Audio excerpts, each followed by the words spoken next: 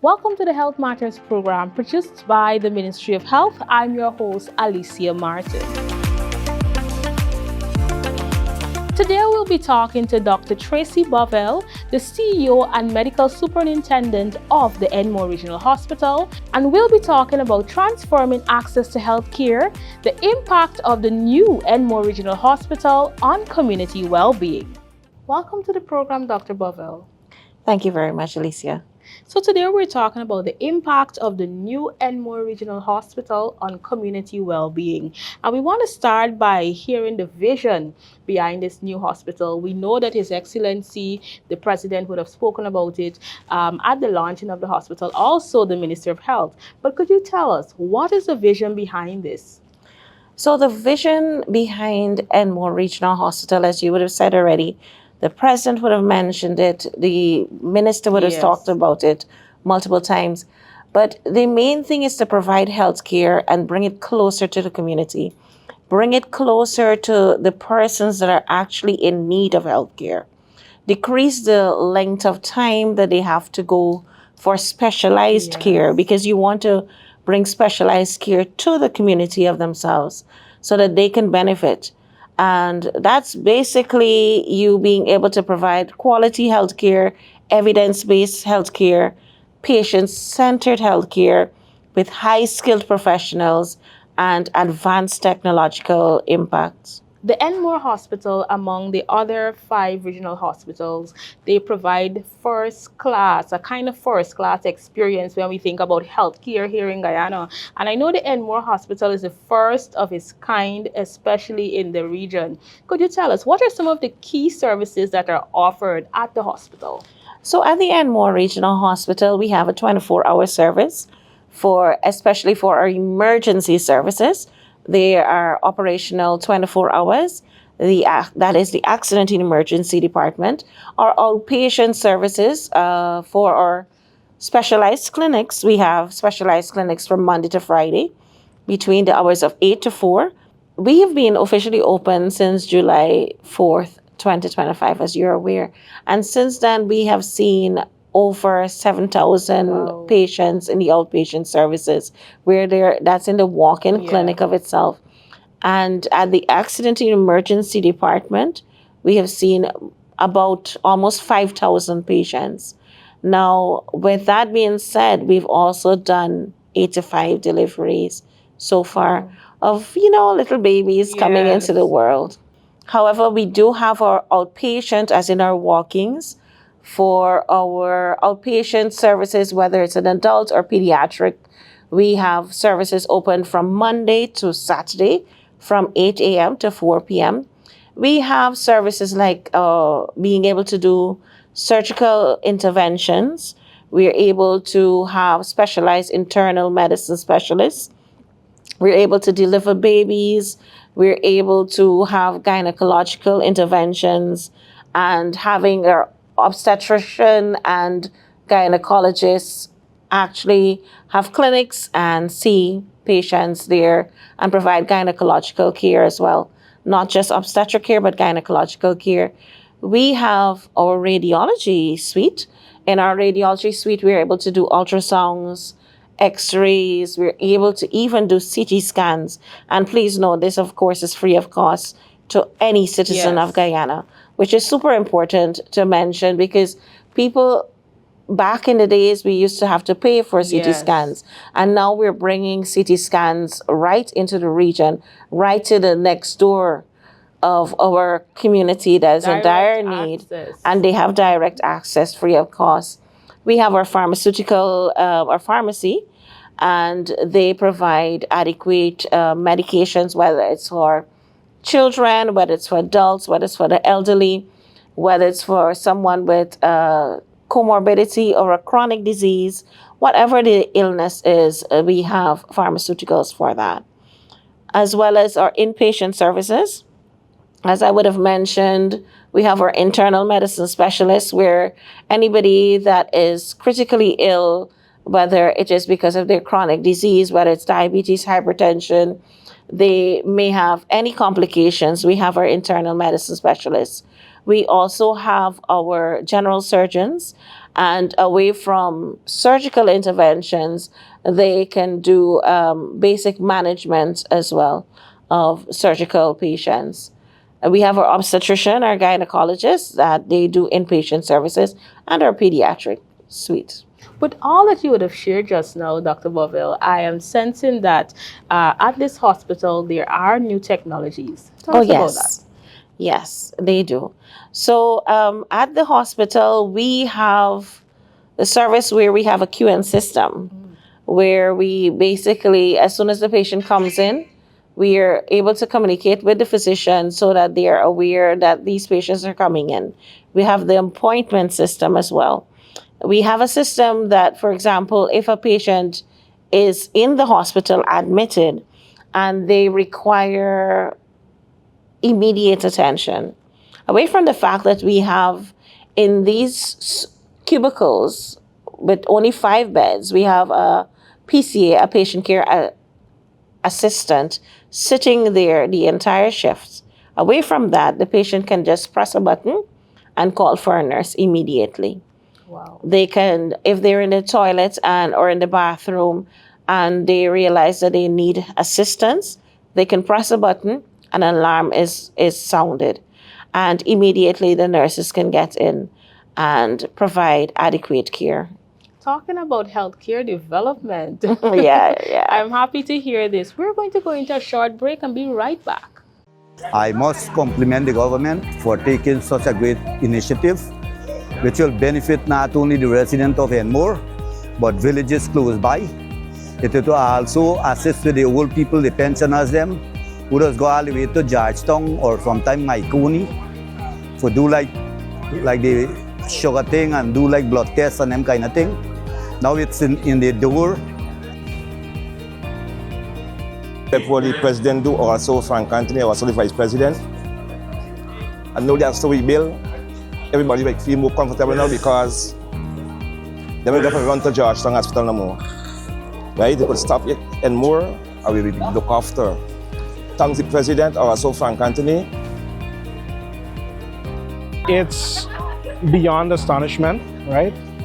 I sincerely extend heartfelt appreciation to His Excellency, Dr. Irfan Ali, our government, Dr. Frank Anthony, for such a world-class modern piece of infrastructure within our community.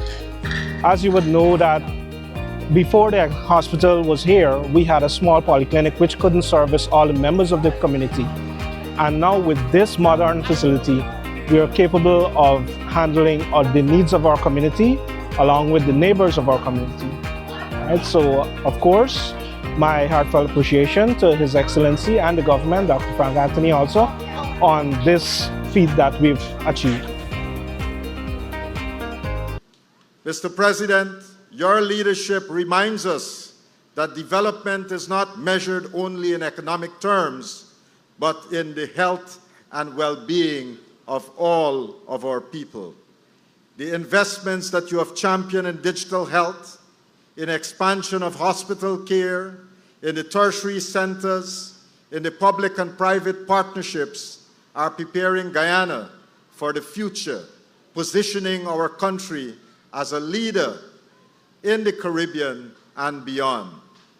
As we move forward together, we do so with confidence that because we have a president who's not only dreaming big, but also ensures that he delivers on what he promises. Today is yet another such big dream that is being realized. Not so long ago, where many of you are sitting here, there existed a polyclinic. And that polyclinic was built 25 years ago. But over that time, the services that it would have been able to deliver to thousands of patients, we recognized that these services were quite limited. And on this whole East Coast corridor, we recognize that we need to have a new hospital, one that would serve the people on this corridor. And so what we are witnessing today and what we are going to be part of today, all of you who are here, is something quite historic, because in the history of our country, we have never had such a hospital on the east coast of Demerara. This facility is one that has been built to European and American standards. And when you have a chance to tour the facility, you will see that we have 75 inpatient beds. Right where we are sitting, not very far away, we have a modern accident and emergency that would be operating on a 24-hour basis. Within that accident and emergency, we have a modern operating theater, and we have a special suite that if somebody came in and needed rapid stabilization, that will be able to stabilize them in the accident and emergency. Within the hospital, we have 2 additional operating theaters so that we'll be able to perform both emergency and elective surgeries as would be needed by the residents or the patients who come to us. We also have a modern birthing suite where women can come and give birth safely. And this is the first time that we are able to do so on the east coast of Demerara. This is quite a historic feat for all of us. These developments are geared towards improving your living standards, giving you a higher quality of life, ensuring that we deliver to you a higher quality of service, ensuring that we give your children the best prospects of a bright and remarkable future right here at home in Guyana. These investments are not about brick and steel and posts and AC. These developments are about opportunities. These developments are about people. At the center of these facilities are people. The people who will get employment, the people who are trained to work here, and the people who will receive service here. So yes, everything that surrounds these investments, the centerpiece of these investments, it's all about people. When we build your roads, when we improve your recreational facilities, when we give you lights in your grounds, when we create safe spaces for family, all of it is about people. It's about quality of life. It's about enjoying not only the revenue and the programs of the government, but enjoying quality of life. That is so important. And just in Enmore here and on the East Coast, the next 5 years are amazing 5 years for you here on the East Coast corridor. The new 4-lane highway that will be completed. The new industrial park. Already, we have more than $500 million US of investment ready to come in this new industrial park that we are creating in Enmore. The housing development.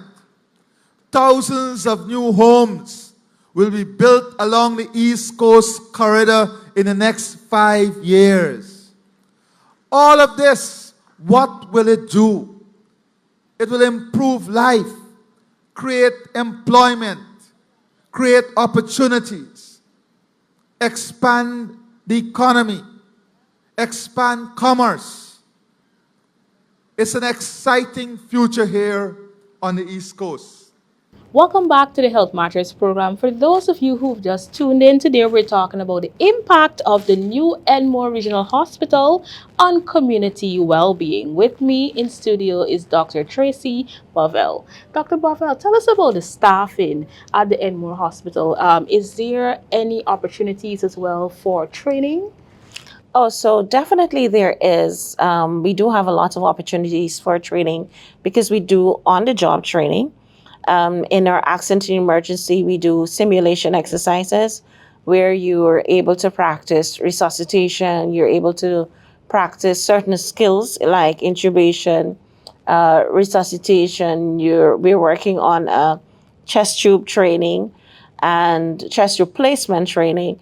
We do simulation exercises and we do a lot of on the job training so that even persons who are not specialists are now able to assist with producing and providing our patients with specialized care.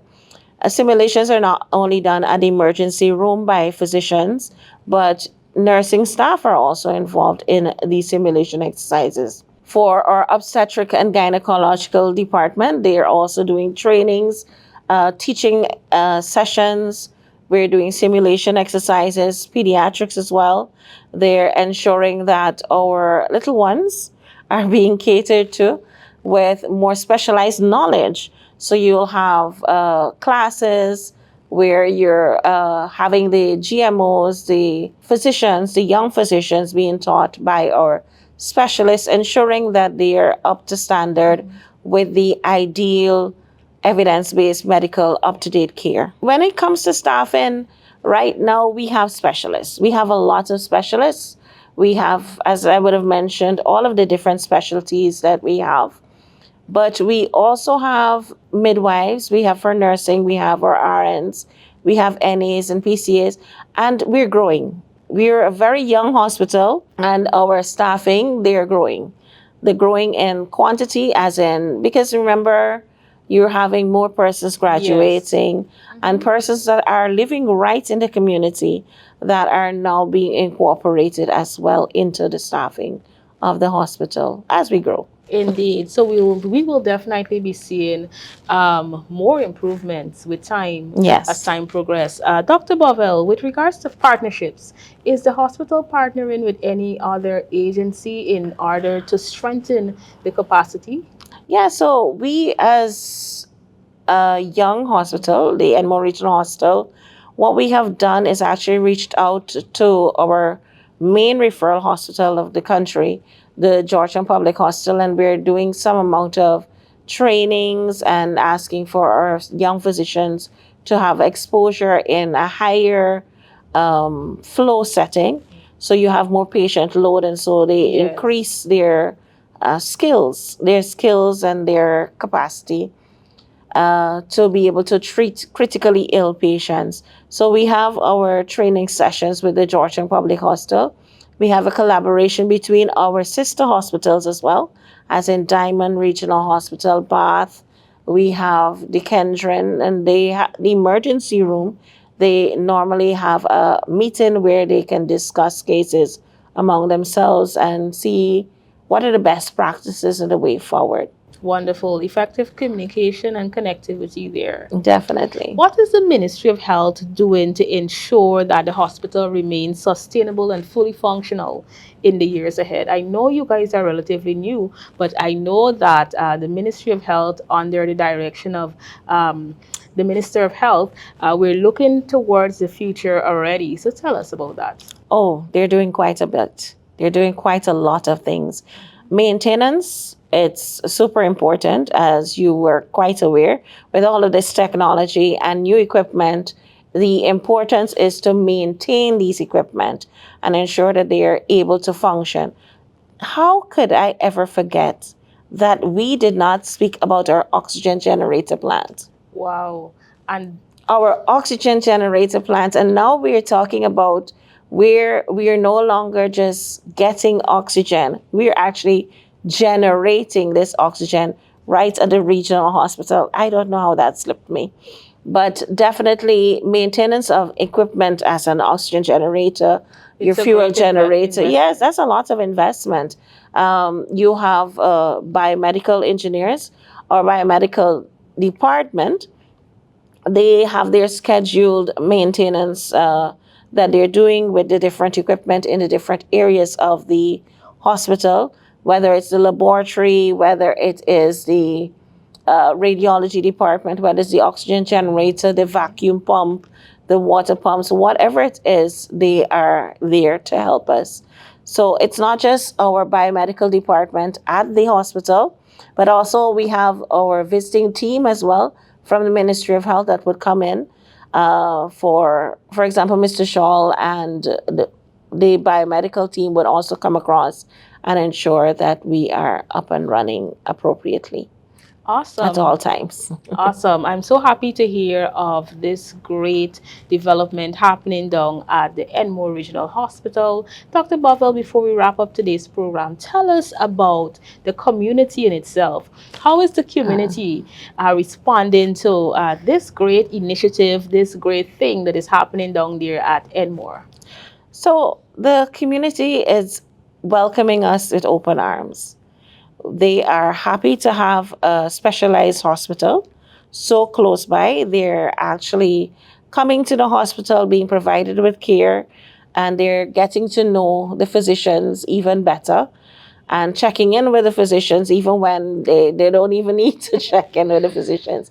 But the fact that they are comfortable, they're coming into the hostel, they're able to get specialized care, and they do not have to do the 1 hour traveling to the Georgetown Public Hospital. Even just the other day, one of the patients was actually saying how elated she was of not having to have her mom admitted 1 hour away from home, Yes. where she can simply slip over from work and just be able to visit her mom right in the hospital, and knowing that she is still receiving specialized care made her Quality feel, treatment. yes, made her feel way more comfortable.